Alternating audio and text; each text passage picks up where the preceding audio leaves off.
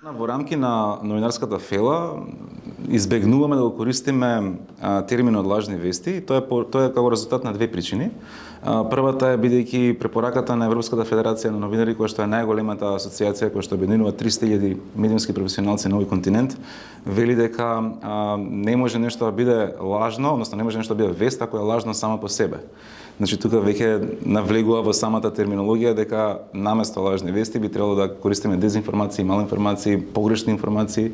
А во исто време, втората причина е имаме случаи во последните десетина години каде што би рекол непопуларни политичари во очите на медиумските работници многу често го користеле овој термин со цел да дисквалификуваат на јавна сцена критични новинари. Сите се сеќаваат на сцената од поранешниот претседател Трамп, кога на критични прашања на пресконференција им се обраќаше вие сте лажни вести, тоа не е прашање кое што треба да се одговори. И имавме дури и примери каде што во регионот на Западен Балкан одредени политичари го имитираат тој пристап со цел да го користат ова како би рекол несоодветна одбрана кон критика од страна на кредибилни новинари. Инаку како дезинформации, Македонија би рекол дека се прослави во 2016 година. Знаете, сите разговараат за фабрики на тролови или групации на лица или ботови што шират ваков тип на погрешни информации. Сите се сеќаваме на случајот со Велес, тоа е многу добар, би рекол, многу добра студија на случај, бидејќи според неколку кредибилни медиуми, кој Guardian, се тврди дека сепак можеби не решиле кој ќе победи на изборите во Америка, тоа е малку преамбициозно би рекол, меѓутоа секако дека имале влијание и тоа се утврдува врз основа на одредени бројки. Значи, само во последните 3 месеца од 2016 година, кога практично изборите беа во својата завршница во САД, споредбата е направена дека 20 вести што се најкредибилни, кои што доаѓаат од медиуми типот на Washington Post или New York Times или NBC, имале многу помалку интеракција на социјалните мрежи, интеракција во смисол на коментари, допаѓања, споделувања, споредбено со оние 20 дезинформации или информации кои што беа негативно настроени кон против кандидатите во тој период беше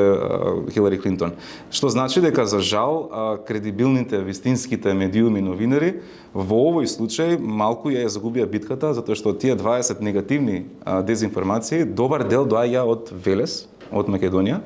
И на тој начин Македонија влезе во мапата глобална, каде што демонстрираше дека има некој талент, меѓутоа малку погрешно искористен би рекол. Ако ги гледаме формално работите, нашата земја во 2019 година промовираше така наречен нацрт план за одлучна борба, чинам нека беше, против дезинформациите. Тој план беше поделен на два дела. Имаше во првиот дел беа мерки кои што се претежно задолжителни за самите институции на нивото како да комуницираат помеѓу себе, тие со цел да имаат посигурен пристап на комуницирање и при тоа да не станат ранливи кон одредени дезинформации. А вториот дел беа проактивни мерки во кои што имаше одредени би рекол активности кои што задира во доменот на работата делумно и кон новинарите. Дел од граѓанскиот сектор можеби не беше многу среќен со промоцијата на овој документ од причина што не беше вклучен.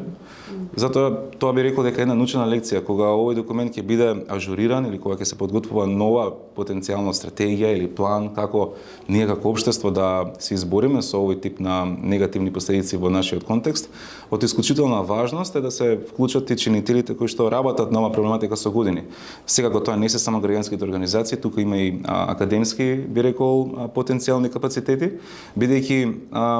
реално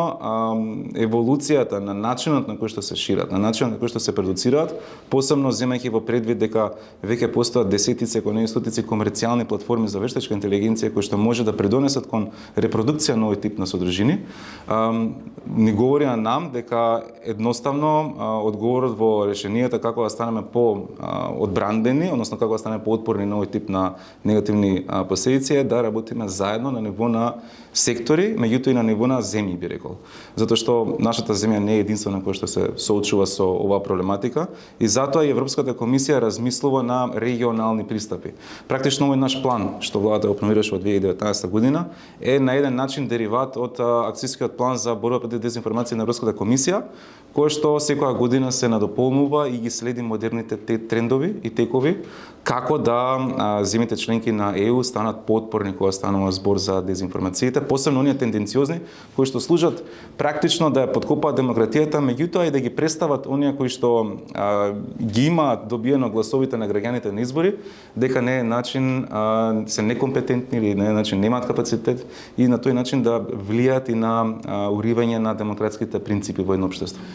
За жал би рекол дека Македонија заедно со останатите земји членки, односно земји што имаат статус на кандидат за Европската унија, имаат одредена доза на дискриминација кога станува збор за злоупотреба на слободата на изразување и на ширење на информации кои што дури во одредени би рекол контексти може да имаат и елементи на кривични дела, како што се повик за насилство, повик за геноцид, објава на би рекол на информации што се од сензитивен карактер или лични податоци.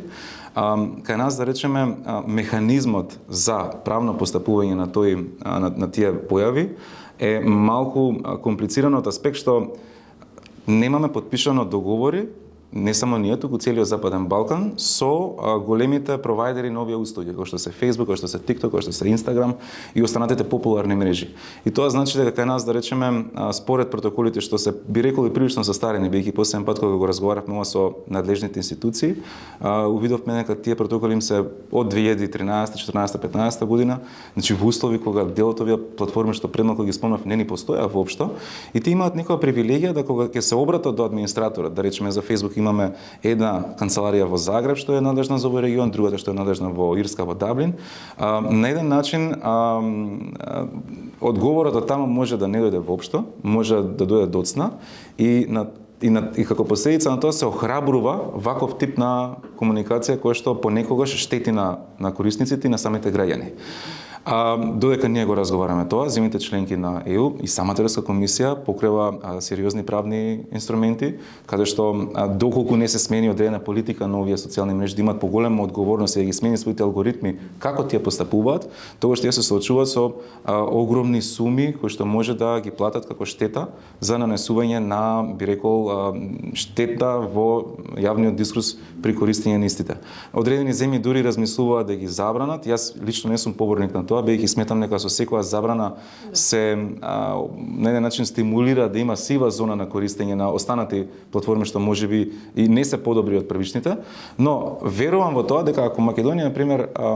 има капацитет да размислува, да има активности со земјите од регионот на иницијативи како што е Отворен Балкан за одредени други теми, зошто да немаме таква иницијатива заедничка, регионална, за решавање на односот или неодносот кон големите провајдери на овие социјални мрежи. Бидејќи нужно е да се направи тој тип на соработка, затоа што на тој начин ќе се помогне и не само на потенцијални истраги, туку ќе се помогне и на правосудните органи да имаат навременна информација и со тоа ќе им се помогне како да постапат кон односниците. Во услови кога постои голема неказнивост за злоупотреба на овие мрежи, се стимулира уште повеќе ваков тип на, би рекол, нелегални активности, а на тој начин не страдаат само новинарите, туку страдаат сите граѓани, бидејќи често јавниот интерес се занемарува и се промовираат одредени, би рекол, штетни дискурси кои што може лесно да бидат и под влијание на туги земји. Редовно на годишно ниво изработуваме статистика за закани по живот или загрозување на сигурност или физички напад или оштетување на приватен имот или имот кој што е во сопственост на медиумот, односно во користење на снимателот и новинарот. Ланската година, односно 2023, бележиме 5 посериозни напади. Меѓутоа, тоа што може да го кажам како споредбен тренд, ако ги земе последните, би рекол, 5 години, е што на ниво на истрага, посебно од страна на Министерството за внатрешни работи, бележиме прогрес, бидејќи има побрзи реакции, комуникацијата со обвинителството во одредени случаи настанува веднаш, но таму каде што едноставно се изразам заглавува проблемот е обично со судска пресуда. Пред се ако станува збор за кривично дело. Ние се уште чекаме за исход судски на одредени, би рекол, сериозни повреди на правата на новинари преку злоупотреба на социјални мрежи, меѓутоа тоа не е само тоа, туку имаме и разни типови на типологија на овој тип на закани. од страна на кривичниот суд и јас се надевам дека тоа ќе се коригира во иднина, бидејќи работата на судовите е под обзервација на сите, апсолутно како што кажав, стимулирање на неказнивост раѓа нова казнивост, односно раѓа ново насилство и затоа е важно да се земе во предвид дека кога се напаѓа еден новинар, не се напаѓа само како лице, туку се напаѓа и правото на слободно изразување, со тоа штетата ја доживуваат сите граѓани. Факт е дека младите се многу поранлива категорија, бидејќи поради, да речеме, различните можеби навики кои што постојат во денешно време и трендот да се информираат многу повеќе од интернет или социјални мрежи отколку од традиционалните медиуми. И затоа, пример, и на ниво на регулатива, Европскиот парламент неодамна донесе нов акт, тоа е името е Digital Media Service Act, односно закон за обид за регулација за одредени содржини со кои што пред сега ќе се штити малолетната публика и моментално во финална фаза European Media Freedom Act, односно Европскиот акт за слободи на медиумите. Македонија како кандидат земја членка има обврска да го транспонира ова право европско во нашата регулатива, а во пракса тоа значи дека не е идејата да се регулира се, бидејќи на тој начин има огромен ризик да се сузбија слободата на изразување. И затоа границата е многу тенка, затоа и не постои во Европа универзален закон, туку постојат препораки од страна на Советот на Европа и постојат овие веќе акти што се како на ниво на директиви од страна на Европскиот парламент. Државата, која што е суверена, треба да ги земе во предвид, да го земе во предвид националниот контекст во кој што вирее тој сектор, кои се локалните проблеми и при тоа да се обиде да го имплементира во домашната регулатива. Пример, најновото имплементирање во делот на регулативата во хрватските закони, во делот на информирање преку јавните интернет мрежи, става одредена волонтерска, би рекол, регулација на самите инфлуенсери. Тоа се оние луѓе кои што имаат огромен број на следбеници, каде што, да речеме, сега имаме ситуација каде што одреден инфлуенсер може да пренесе неколку пораки без разлика дали се политички, комерцијални или можеби приватни, и тоа да влие многу повеќе отколку од најпознатиот колумнист во сферата на новинарството. Секако групата на која што се обрека колумнистот е поинаква од групата на која што се обрека инфлуенсерот, тоа не може да се занимари, но конкретно со овие акти кои што ги споменав пред малку во контекстот на Хрватска, сите оние што креираат видео содржина и кои што ја продуцираат конкретно, да речеме, на YouTube или можеби на Instagram, имаат, ако имаат минимум број на следбеници, пример да речеме 50.000, тоа е, да речеме, некоја бројка што може во Хрватска е реална, во Македонија можеби ќе биде и помала,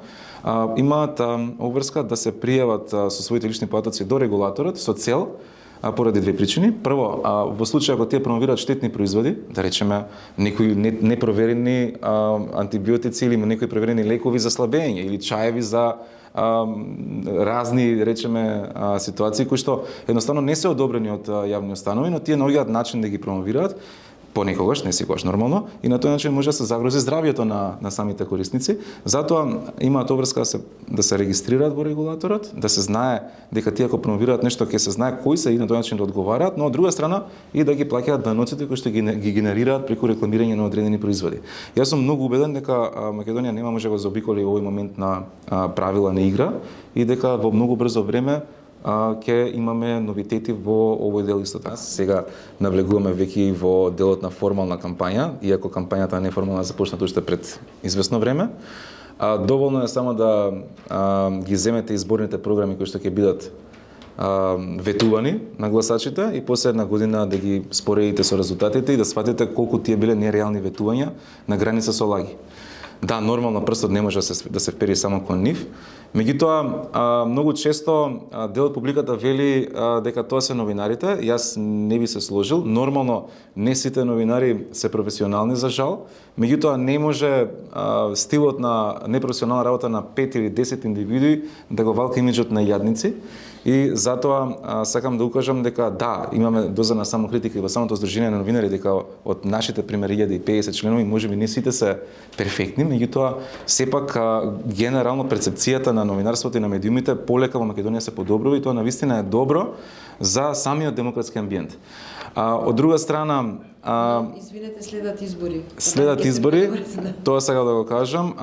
и тоа оваа година имаме најмалку две етапи на избори. Јас се надевам дека граѓаните ќе бидат поштедени од агресивни реторики, од